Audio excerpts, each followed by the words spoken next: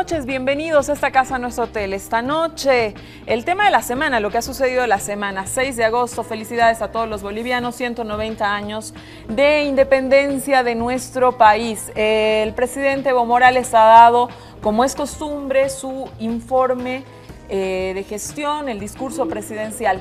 Evo Morales ha instalado algo que no había con anteriores presidentes. El presidente Evo Morales da 2 discursos al año, el 22 de enero aparentemente. Es una fecha en cuanto discursivamente hablando se podría decir pareciera más importante. El gobierno de Evo Morales, el MAS, ordena de alguna manera, podríamos decirlo así, su gestión a partir del 22 de enero. Los cambios de gabinete no se dan el 6 de agosto, se dan el 22 de enero, una fecha que ahora, hoy por hoy, también es feriado, es el Día del Estado Plurinacional. Se hacen grandes anuncios también el 22 de enero. Sin embargo, este discurso del 6 de agosto ha generado, como todos los discursos del 6 de agosto, algunas polémicas, también ha generado algunos anuncios, y será del discurso presidencial del 6 de agosto que hablaremos esta noche. Con nosotros está, voy a saludar primero a la señora Erika Brockman, que está con nosotros, exparlamentaria, politóloga. Erika, muy buenas noches, bienvenida a esta casa, a nuestro hotel. Si me tuvieras que titular mañana, la prensa de mañana, la razón de mañana, ¿cómo lo harías? Bueno, yo diría 2.500 millones de dólares menos, cosas buenas, viejas, novedosas, malas y bueno, de todo. Muchas gracias, bienvenida a esta casa, a nuestro hotel. Con nosotros Franklin Pareja. Franklin, muy buenas noches, bienvenido otra vez al programa. Gracias. Si me tuvieras que titular mañana la prensa, ¿cómo lo harías? Luces y sombras. Muchas gracias, bienvenido al programa. Con nosotros, después de mucho tiempo, Fabián Festivo. Fabián, muy buenas noches, bienvenido a esta casa, a nuestro hotel. ¿Te has perdido mucho tiempo?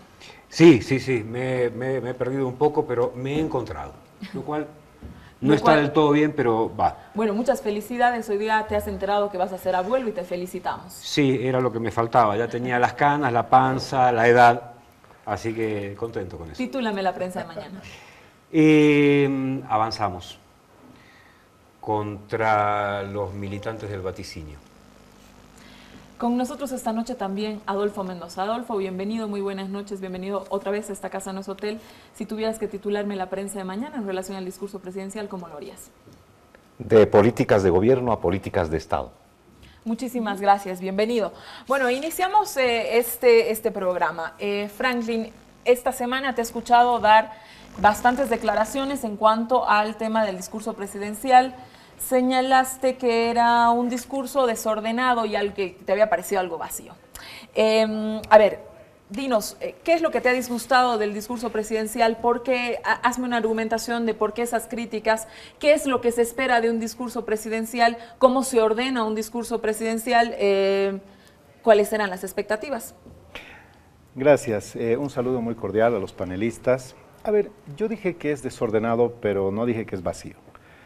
Desordenado porque no mantiene un hilo conductor. Segundo, no sé realmente si el presidente da informe de gestión o informe de periodo. Creo que en realidad siempre es periodo, ¿no? La periodización desde el 2005 para adelante con respecto del pasado. Con lo cual no está hablando de una gestión, que la gestión es un año.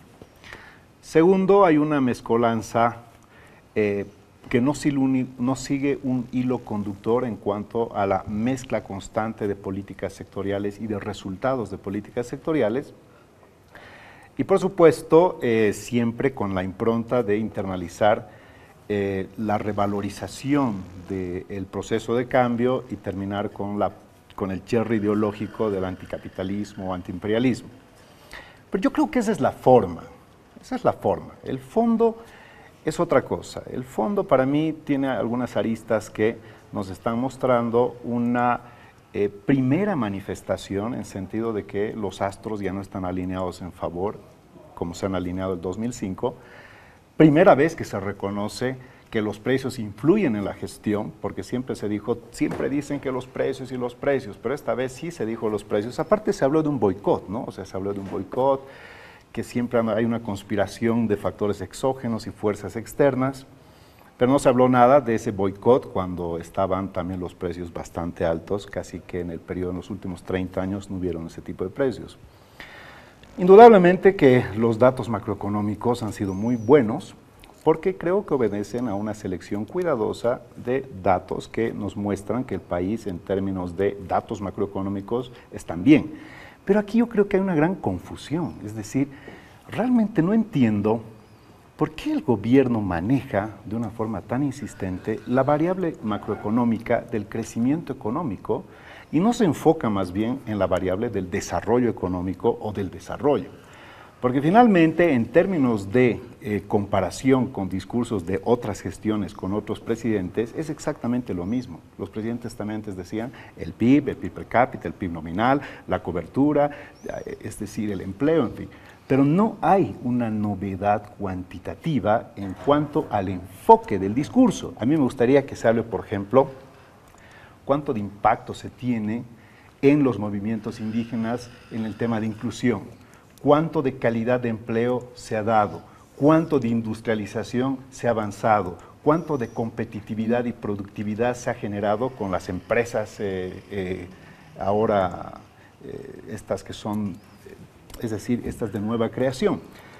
Entonces, me ha dejado con sabor a poco porque no ha habido mucha novedad, pero yo creo que esto lo vamos a ir viendo un poquito más adelante. Erika, ¿cómo es la diferencia entre el discurso del presidente Evo Morales y otros presidentes? ¿A ti te parece que se eleva la expectativa cuando el presidente Evo Morales va a dar algún discurso? Es decir, ¿no debería ser así simplemente un discurso de orden de decir los datos son estos, de presentarse, me parece, o sea, como lo hacían otros presidentes, es decir, el PIB, el dato sobre este tema, el dato sobre este tema? ¿Ese no es un discurso presidencial? O quizás a nosotros nos ha crecido la expectativa porque Evo Morales es un presidente tremendamente polémico, que de pronto hace un anuncio de nacionalización, de pronto hace un anuncio, entonces quizás la vara la ponemos muy alta, pero ¿qué me dices tú? Bueno, en primer lugar decir que existen varios elementos por los cuales tenemos que pensar que un discurso de Evo Morales es importante. Es importante porque está hablando el jefe de Estado de un sistema político que se ha configurado de una manera en que el presidente es una figura central en el liderazgo de un proceso. Yo le llamo el hiperpresidencialismo boliviano, que definitivamente tiene sus luces y sus sombras, y que muchas veces conspira inclusive hacia más sombras. Pero en todo caso, ese es un problema que vive en varios países en Latinoamérica, y más allá de eso, digo, es importante el discurso de un presidente.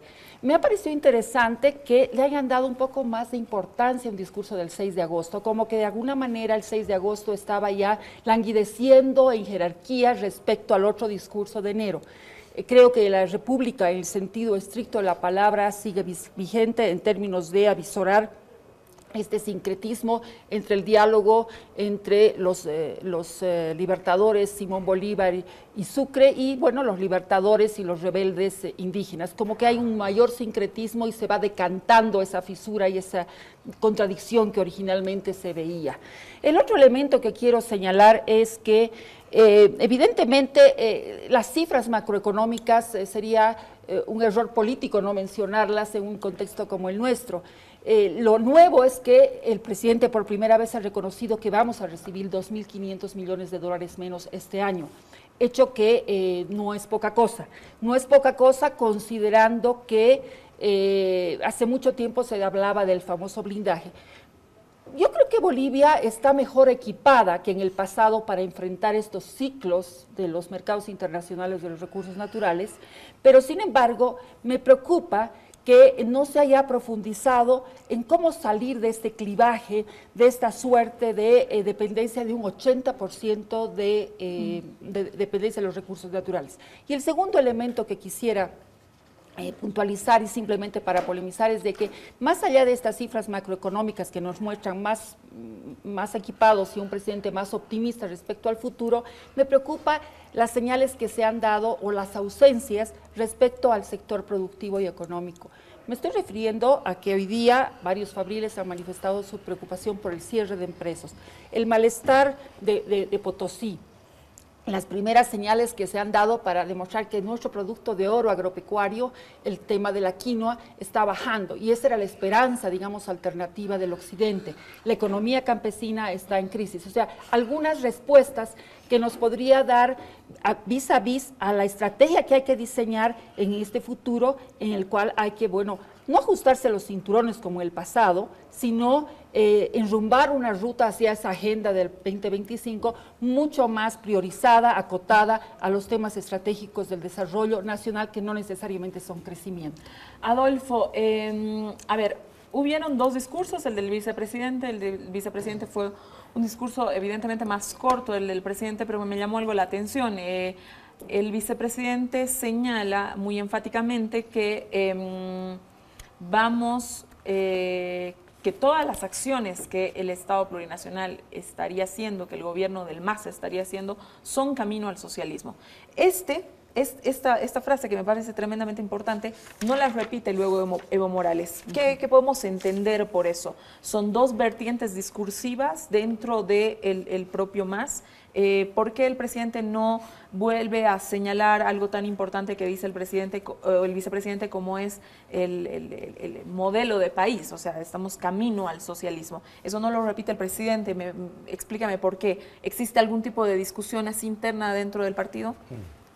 Bueno, no hay ningún formato específico, un guión que un presidente o un vicepresidente pueda utilizar para dar su informe.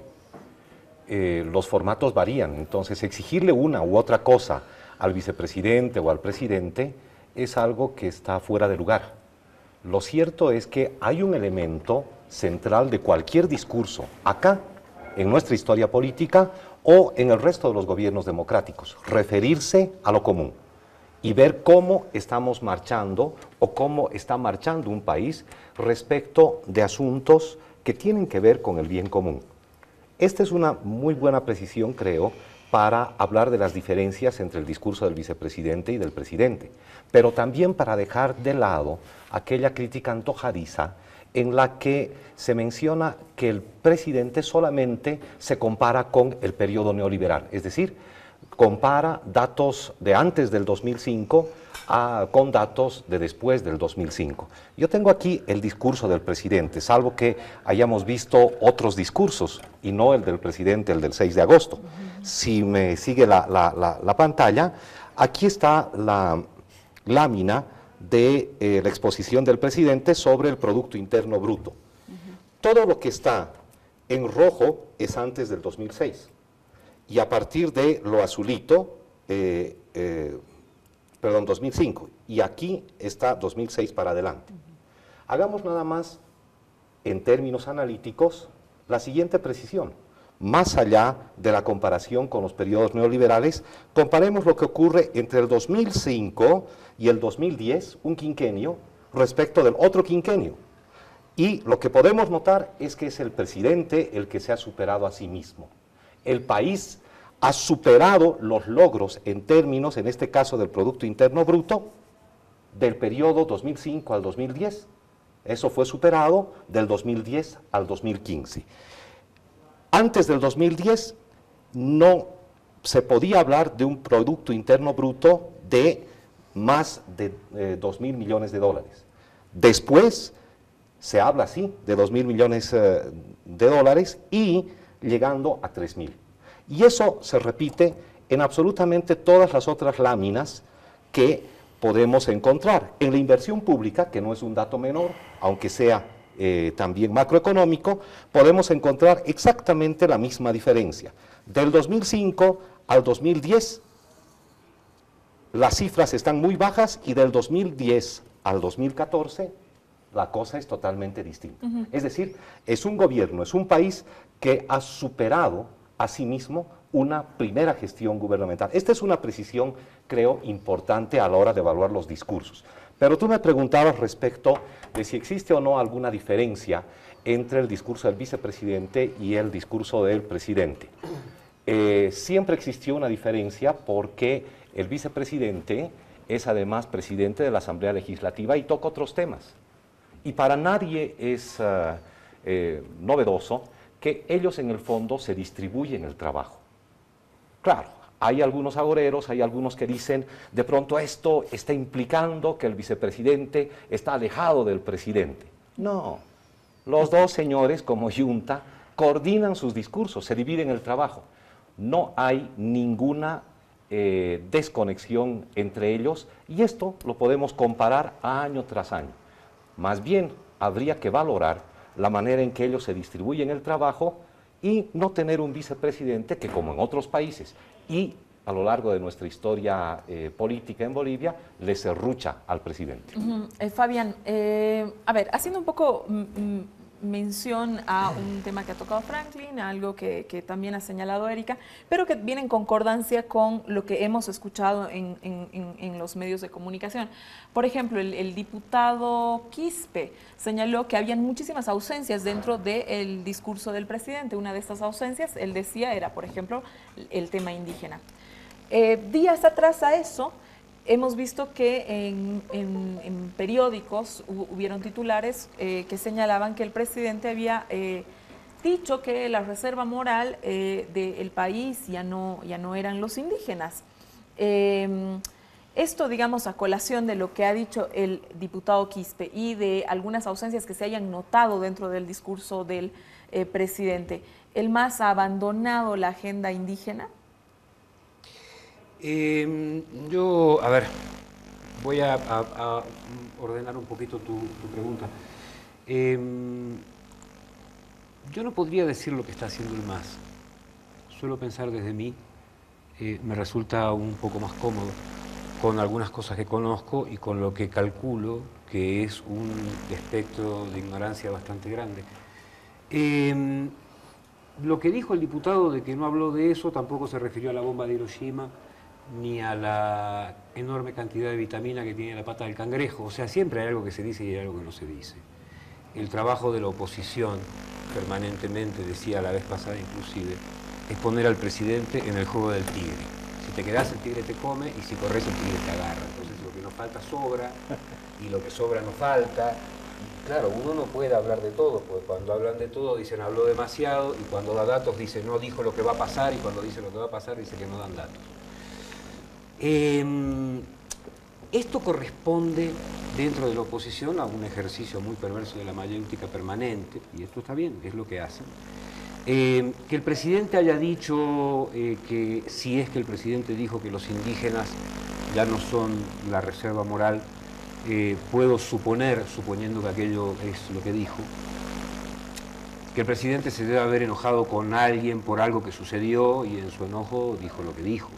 No es la primera vez que pasa. El presidente, yo no soy su exégeta en todo caso, pero el presidente es un hombre que uno lo ve en los discursos con la libertad de hablar, de decir lo que piensa, de no necesitar esconder qué es lo que está pasando.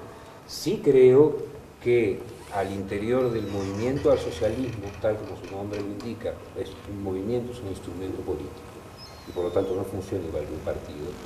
Hay acciones que suben, acciones que bajan, momentos que brillan y momentos, como decía Erika, que se opacan y generan sombras.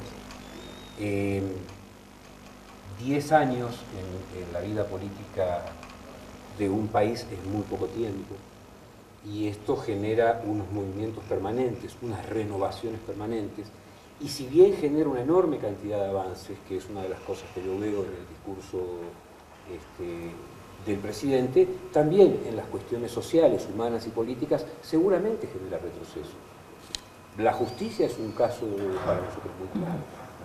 Se hizo una nueva experiencia, no funcionó, están planteando el presidente y el propio vicepresidente diciendo que no funcionó, que hay que pensar en otras cosas, y automáticamente aparece la crítica de lo que yo decía recién, ¿no? de los militantes del vaticinio, apuntando siempre a otra cosa que también decíamos la vez pasada, que es generar un clima destituyente, que es donde se desprestigia a las instituciones, a la justicia no funciona. Sí, pero lo acaba de decir el presidente, lo acaba de decir el vicepresidente. No podemos ignorar que vivimos en unos países que se nos ha no educado, la palabra es un poco más dura, pero pongámosle educado mucho más en la seguridad que en la libertad. Entonces, cuando un país como el nuestro arranca con una nueva constitución, con nuevas experiencias, con nuevas pruebas, que es desde donde se crearon los países antiguos, obviamente aparecen las críticas porque hay cosas que fallan. Cuando uno no hace nada, no hay ninguna posibilidad de error. Yo la vez pasada hablaba con una gente de España, que hacía así como muy felices, no, pero el sistema de ustedes de justicia no funciona, y yo les decía, mira, déjenos hacer nuestra propia Edad Media, ustedes ya pasaron por eso, van 2000 años adelante, dicho en buen argentino, no jodan. Pero estamos en un periodo de pruebas hacia una mejora, sin ninguna duda. Quiero volver un minutito con Franklin, quiero volver con los datos de los que ha señalado Erika. Un tema importantísimo es que el presidente señaló que son 2.500 millones de dólares menos en nuestra economía. ¿Esto qué representa, Franklin? ¿Se avecina la crisis? No es una crisis, porque no vamos a llegar a los niveles a los cuales el año 2000 el petróleo tenía un precio algo así como de $18. El precio posiblemente esté en su piso en este momento y una recuperación se vaticina que llegaría a $70, con lo cual este extraordinario boom obviamente va a ser difícil retornar, pero tampoco se va a llegar a un estado en el cual realmente la situación del país era que introducía en caja $800 millones al año en algunos casos. Los bonos, que son en este caso la parte de la redistribución del excedente que viene vía IDH y que es la transferencia de YPFB, no representan ni el 4% del PIB, o sea, tampoco es que los bonos estarían en serio riesgo, y esto hay que decirlo claramente porque el bono Juancito Pinto representa el 0.2 del PIB, el bono Juana Azurú representa el 0.3 del PIB y el 1.5 representa el bono Dignidad, que es el más grande, digamos, en términos de masa monetaria. Pero 2.500 millones de dólares significa casi una contracción de 25% de la economía, y entonces, obviamente, ¿qué se recomienda desde el punto de vista de gestión? Para empezar, ya no puedes darte el lujo de empezar a hacer mega obras, porque esta megalomanía es la que tiene que frenarse en virtud a que tiene que haber una racionalización de la ejecución, de la inversión. Porque obviamente que la inversión tiene que ser inversión porque tiene que tener un retorno que se llama rentabilidad social. No es cuestión de hacer obras, pero que no tienen un retorno o una rentabilidad social. Porque si vas a dinamizar la economía simplemente ejecutando, posiblemente no sea inversión, sea gasto en muchos de los casos. Entonces representa un 25%. Segundo, esto puede significar, lamentablemente, y esto yo lo planteo como una cuestión económica, de análisis económico, esto puede significar que esa importante cantidad de gente que ha subido del estrato de la extrema pobreza a la pobreza y algunos de la pobreza a la clase media, están todavía pendiendo de un hilo y podrían volver a retornar a la pobreza, porque la contracción de la economía impacta directamente en el empleo o en la empleabilidad. Ahora, en Bolivia es bien complicado medir este tema debido a que todavía tenemos casi el 80% de la población que vive en la informalidad, por eso el PIB per cápita es un dato bastante engañoso en países donde más del 50% vive en la informalidad. Es un dato preocupante, es una variable exógena, no depende de nuestro gobierno, no depende ni siquiera de toda la región. Los minerales se cotizan en Londres y el tema de los hidrocarburos en Estados Unidos. Entonces, aquí nosotros no manejamos los precios, pero el impacto sí que lo vamos a sentir.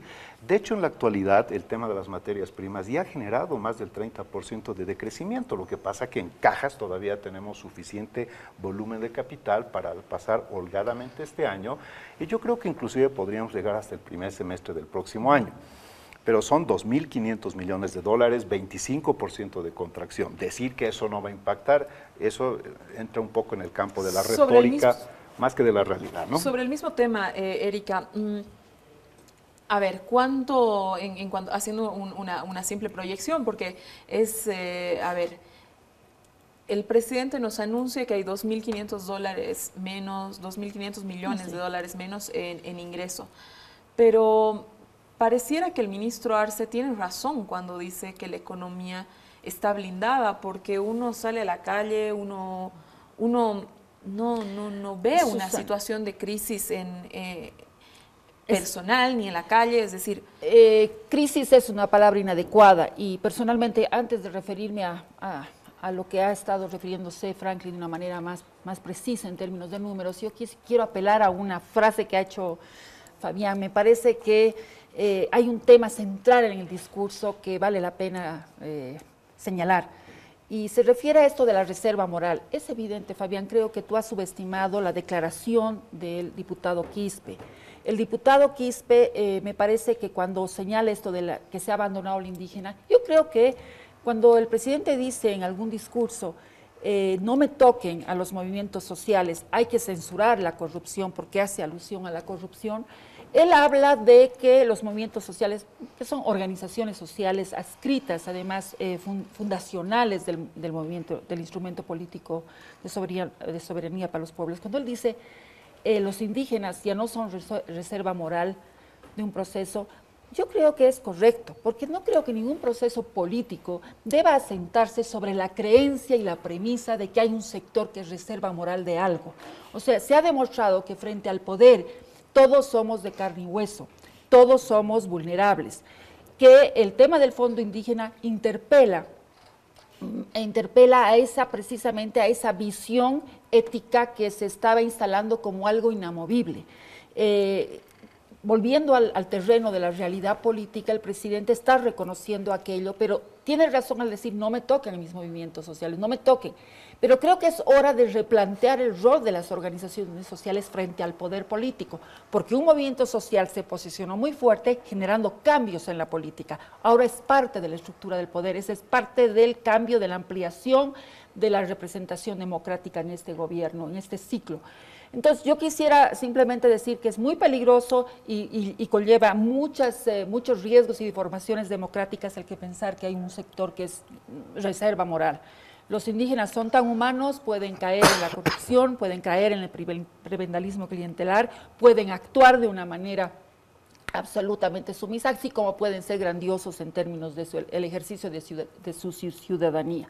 Entonces, yo quisiera puntualizar este tema y quiero recurrir a mi experiencia política cuando en algún momento un grupo de mujeres parlamentarias propuso un proyecto de ley que era un proyecto de ley preventivo y que generaba la obligación de que los instrumentos políticos, llámense movimientos, partidos, organizaciones sociales que quieran ser parte de la titularidad del poder, empiezan a generar mecanismos de vigilancia en el comportamiento ético de sus militantes en el ejercicio de la función de gobierno. Se hablaba inclusive de sanciones simbólicas a un partido. O sea, es necesario que las organizaciones políticas se doten de mecanismos para prevenir y sancionar internamente este tipo de conductas que reflejan, pues, el deterioro de un sujeto político central del proceso político del llamado proceso de cambio. Otra observación, voy contigo, Adolfo, antes de volver de que se le pueda responder, Fabián. Otra observación que se le hizo al discurso presidencial era que es un discurso de cara a una posible virtual reelección. ¿Estás de acuerdo con esto? Nuevamente, hay quienes han debido ver, para opinar de esa manera, otro discurso. Cuando yo titulaba al inicio, cuando yo mencionaba al inicio el titular de políticas de gobierno a políticas de Estado, o sea, ahí no hay ninguna duda que en el fondo el presidente se ha referido a temas que tienen que ver con lo común. No tiene absolutamente nada que ver con los temas electorales. A algunos les encantaría que se electoralice absolutamente todo. Algunos tienen la tentación de ver detrás de lo que está presentando el presidente cualquier cosa menos la defensa de lo común. Creo que frente a ese tipo de falsas percepciones de un discurso, habría que retornar al discurso mismo, en distintos terrenos. Incluso al referirnos a esto de la reserva moral, hay dos maneras de ver la reserva moral. La primera es ver en términos restringidos como a los indígenas de carne y hueso, y la segunda como la vanguardia del proceso. Y a no dudar, este proceso tiene una vanguardia, y esa vanguardia es de corte indígena originario campesino. Para poner un otro ejemplo distinto, la democracia liberal fue la victoria del burgués y sus posturas se universalizaron. La pretensión que se tiene con el Estado plurinacional es universalizar aquellos valores, aquellas apuestas de un mundo no occidental que quedaron subsumidas en la propia historia de nuestro país y de América Latina. Entonces, hay dos maneras de ver la reserva moral. Y en ese sentido es que el discurso del vicepresidente sobre el Estado plurinacional y el socialismo tiene esa característica. Hay la pretensión que estos discursos se tornen en algo que forme parte y organice lo común que nos une. No es poco tener un presidente indígena. Me tengo que ir a un corte, discúlpame Fabián, me tengo que ir a un corte, voy a volver contigo y... A mí nada, con este tipo al lado mío no puedo hablar porque dijo todo, me dejó el cierre. Cámara, a mí, enseguida volvemos con Esta Casa No Es Hotel. Déjame decir algo.